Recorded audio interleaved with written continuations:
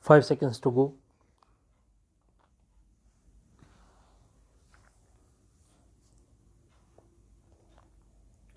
Start. My dear countrymen, today several new startups are being formed in different sections of the country and even in smaller tier 2, tier 3 cities of the country. They also have a big role to play in getting entry of their Indian products into the interstate market. The government stands with all its might with these startups, whether it is giving them financial help, cash discounts, rules simplification for them, the government is fully with them.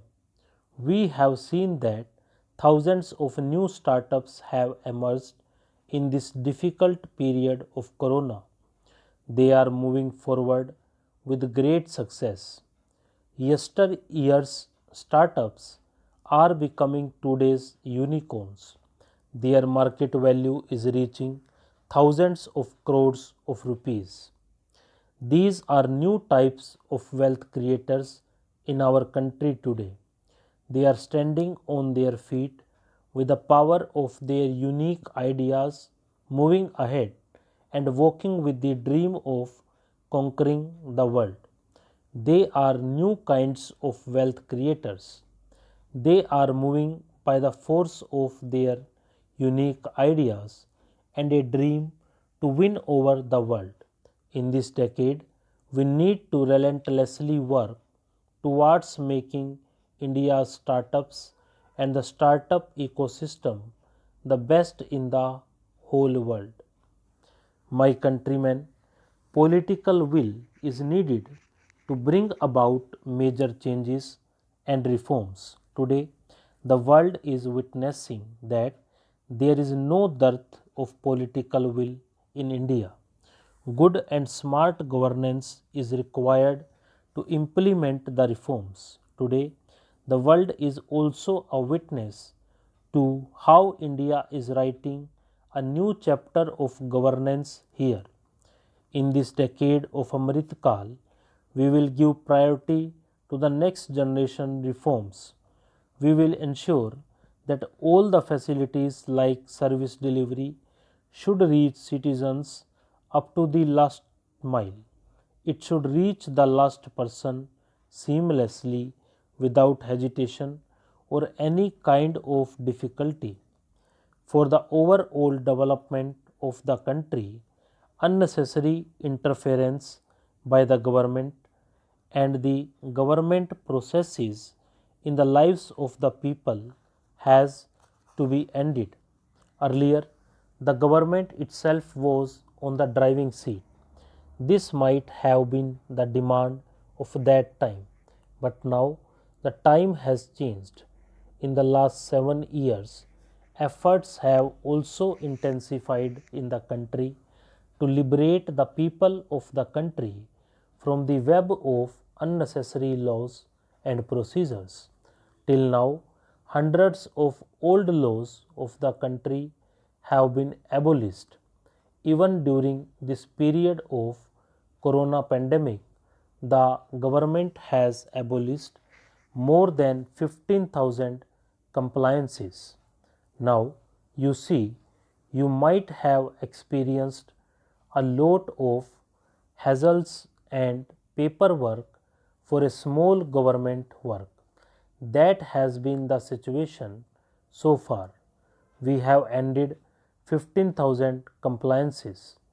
Just imagine, I want to give you an example. A law has been in place in India for over 200 years, that is, even before 1857.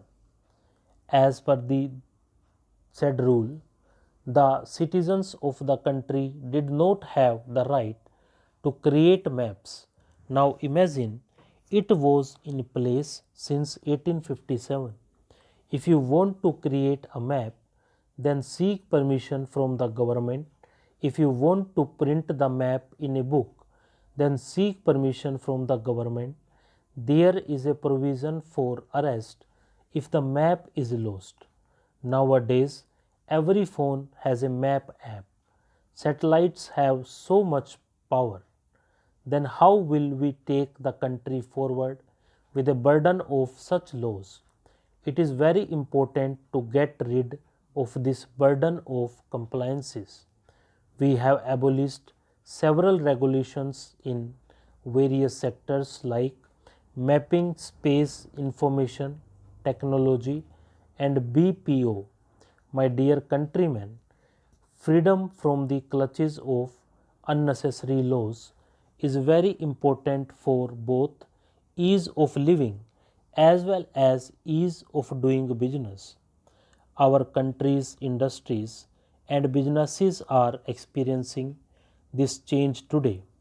Today, dozens of labor laws have been subsumed into just four codes. Tax related arrangements have also been made easy and become faceless now. We will have to work together so that such reforms are not limited to the government only but percolate down to gram panchayats, municipal corporations, and municipalities. I am calling upon making an earnest appeal to all the central and state departments to launch a campaign to review the existing rules and procedures. We have to get rid of every rule, every process which has become a hindrance and a burden for the people of the country. I know what has accumulated in 70 to 75 years will not go away in a day or in a year. But if we start working with a purpose, we will definitely be able to do this. My dear countrymen, keeping this in mind, the government has also started Mission Karmyogi and Capacity Building Commission to increase people-centric approach in bureaucracy and improve their efficiency. My dear countrymen, our education system, education tradition has a great role in preparing the youth who are possessed with skill and ability and who have the spirit to do something for the country. Today, the country also has a new national education policy to meet the needs of the 21st century. Now, our children will neither stop due to lack of skills nor will they be bound by language barriers. Unfortunately, there is a massive divide in our country regarding language. We have tied a huge talent of the country to the cage of language. One can find promising people in their mother tongue. If people from the vernacular medium come forward, their self confidence will grow. Justice will be done to the potential of the poor children when they will become professionals by studying in their mother tongue. I believe that language is the instrument of the fight against poverty in the new national education policy. This new national education policy is also going to be a great tool to fight against poverty in a way. The basis of winning the war against poverty is also the education, prestige, and importance of the vernacular language. The country had seen this in the playground, and we are experiencing the language has not become a barrier, and as a result, we have seen that the youth are playing and blossoming. Now, the same thing will happen in other fields of life as well. Another special feature of the new national education policy is that sports has been made a part of mainstream education instead of extra curricular.